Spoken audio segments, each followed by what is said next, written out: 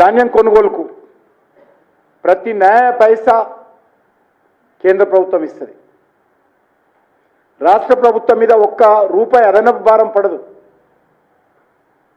బస్తాల నుంచి మొదలు పెడితే, బస్తాలు కుట్టేసేటువంటి స్థితుల నుంచి మొదలు పెడితే తెలంగాణలో మరి ట్రాన్స్పోర్ట్ ఖర్చు కానీ, చెల్లిస్తున్నటువంటి డబ్బుకు వడ్డీ కానీ, చెల్లించే డబ్బుకు రుణం కానీ, మిల్లల్లో పెట్టేటువంటి నిల్వకు రెంట్ కానీ, ఆ రకంగా ప్రతి నయా పైసా కేంద్ర ప్రభుత్వం భరిస్తున్నప్పుడు రాష్ట్ర ప్రభుత్వం ఎందుకు రైతుల నుంచి కొనుగోలు చేయడం లేదో చెప్పాల్సినటువంటి అవసరం ఉంది. ఈ రాష్ట్ర ప్రభుత్వం పూర్తిగా పచ్చి అబద్ధాలు మాట్లాడుతూ ఉంది అనేక విషయాల్లో. ఈ యొక్క ధాన్యం కొనుగోలు మీద కూడా కేంద్ర ప్రభుత్వం మీద అబండాలు వేసేటువంటి ప్రయత్నం చేస్తూ ఉంది. తమ చేతగానితనము,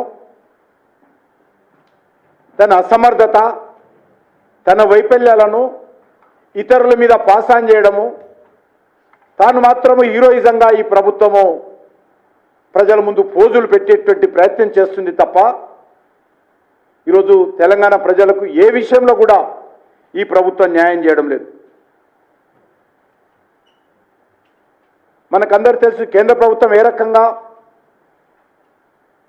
ఉదాహరణకు ధాన్యం కొనుగోలు తీసుకుంటే ప్రతి కేజీ బియ్యం మీద కేంద్ర ప్రభుత్వం 40 రూపాయలు ఖర్చు పెడుతుంది. 40 రూపీస్ ఎవ్రీ కేజీ ఖర్చు పెట్టడమే కాదు, ఈరోజు ఆ తీసుకున్న బియ్యాన్ని రైతులకు ఇబ్బంది కాకుండా ఖర్చు పెట్టి గిట్టుబాటు ధర పెంచుకుంటూ ధాన్యాన్ని కొనుగోలు చేస్తూ మళ్ళీ పేద ప్రజలకు వచ్చేసరికి 83 కోట్ల మంది ప్రజలకు ఉచితంగా బియ్యం ఇస్తూ ఉంది.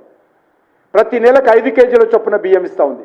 ఏ రకంగా ప్రభుత్వం రైతులను ఆదుకుంటుంది, ఏ రకంగా పేదవాళ్ళ ఆకలితో ఉండొద్దు అనే ఉద్దేశంతో ఈ దేశంలో ఉన్నటువంటి 83 కోట్ల మంది ప్రజలకు 5 కేజీల చొప్పున బియ్యం ఇస్తుందో మనం చూస్తూ ఉన్నాం. తెల్ల కార్డు ఉన్నటువంటి ప్రతి వ్యక్తి కుటుంబానికి దేశవ్యాప్తంగా తెలంగాణలో కూడా ఉచితంగా 5 కేజీల బియ్యం ఇస్తూ ఉంది. ఈ ప్రభుత్వం పోజు కొడుతున్నటువంటి ఏదైతే సన్న బియ్యం ఉందో, సన్న బియ్యంలో కూడా 60 నుంచి 65% ఖర్చు కేంద్ర ప్రభుత్వం భరిస్తూ ఉంది. కాదనేటువంటి మరి ఈరోజు వాదన ఏదైతే రేవంత్ రెడ్డి చెప్తాడా అడుగుతా ఉన్నాం. రాష్ట్ర ప్రభుత్వం ఇస్తున్నటువంటి సన్న బియ్యం మీద కేంద్ర ప్రభుత్వం 60 నుంచి 65% ఖర్చు కేంద్ర ప్రభుత్వం, అవునా కాదా ఈరోజు చెప్పాలి. ఈరోజు బియ్యం ఇస్తా ఉన్నాం ఉచితంగా, ధాన్యం కొనుగోలు మీద 100కు 100% కేంద్ర ప్రభుత్వం ఖర్చు పెడతా ఉంది. కానీ రాష్ట్ర ప్రభుత్వం మిషనరీ వాళ్ళది ఉన్నది కాబట్టి ఎవరు రైతు, ఎక్కడ ఎంత పండింది, ఎక్కడ కొనుగోలు చేయాలి, ఆ మిషనరీ అంతా, వ్యవస్థ అంతా రాష్ట్ర ప్రభుత్వ ఆధీనంలో ఉంటుంది కాబట్టి రాష్ట్ర ప్రభుత్వం కొనుగోలు చేయమంటున్నాం. ఈరోజు అదొకటే కాదు, ప్రపంచంలోనే నేను ఇంతకుముందు చెప్పినట్టు భారత ప్రభుత్వము largest free food distribution scheme Narendra Modi గారి నేతృత్వంలో భారతదేశంలో అమలు జరుగుతోంది. ప్రపంచంలో ఏ దేశంలో కూడా ఇంత పెద్ద ఉచిత ఆహార పథకాన్ని విజయవంతంగా గత 5 సంవత్సరాలుగా 6 సంవత్సరాలుగా అమలు చేస్తున్నటువంటి ప్రభుత్వము, ఏకైక ప్రభుత్వము నరేంద్ర మోడీ గారి ప్రభుత్వం. ఈ రకంగా పేద ప్రజల యొక్క సంక్షేమము, రైతులకు సంబంధించినటువంటి విశ్వాసం కల్పించేటువంటి ప్రయత్నం కేంద్ర ప్రభుత్వం చేసినప్పుడు గతంలో టీఆర్ఎస్ పార్టీ ఇదే విధంగా కేంద్రం మీద అభాండాలు మోపేటువంటి ప్రయత్నం చేసింది. అదే విధానంలో ఈరోజు కాంగ్రెస్ పార్టీ కూడా అభాండాలు మోపేటువంటి ప్రయత్నం చేస్తూ ఉన్నారు. మనకందరు తెలుసు, ఈరోజు కాటన్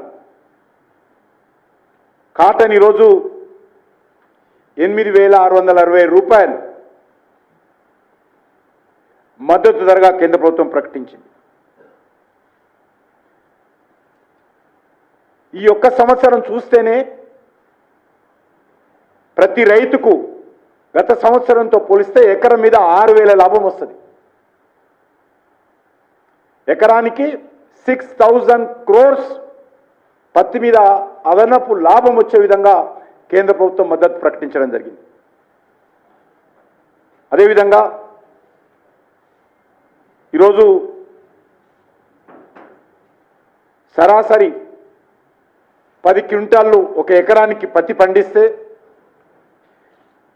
46,170 రూపాయలు రైతుకు ఆదాయం వస్తుంది. అంటే రైతుకు కేంద్ర ప్రభుత్వం చెల్లించి పత్తి కొనుగోలు చేస్తుంది. మన ప్రధానమంత్రి గారు పబ్లిక్ మీటింగ్లో కూడా చెప్పారు, రైతులకు సంబంధించి కాటన్కి సంబంధించినటువంటి అత్యధికమైనటువంటి ఉత్పత్తి వడ్లతో పాటు ధాన్యంతో పాటు పత్తి కూడా తెలంగాణలో మరి ప్రొడక్షన్ అవుతుంది. కాబట్టి రైతులు తెలంగాణకు సంబంధించినటువంటి మెజార్టీ రైతులు ధాన్యం పండిస్తారు. ఆ తర్వాత ఎక్కువ పండించేటువంటి పత్తి ముఖ్యంగా ఉత్తర తెలంగాణ ప్రాంతంలో రైతులు ఎక్కువగా ఉంటారు.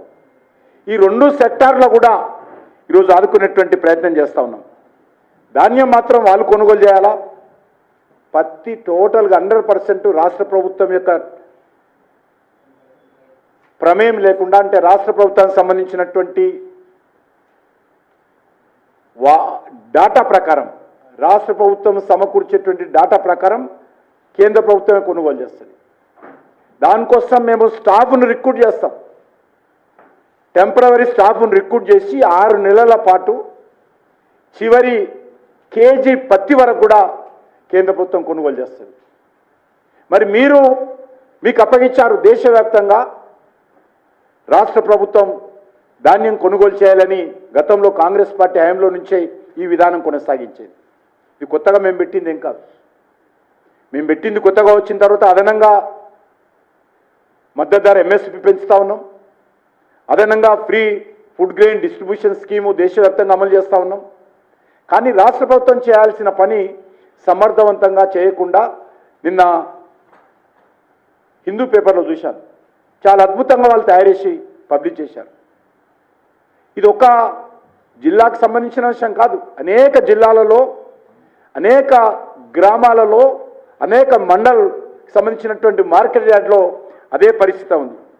కాబట్టి ఇప్పటికైనా రాష్ట్ర ప్రభుత్వం వాళ్ళ మంత్రులందరూ ఒక్కొక్క జిల్లాకు వెళ్ళండి. ఎందుకంటే రాష్ట్ర ప్రభుత్వ యంత్రాంగం మీ చేతిలో ఉంది.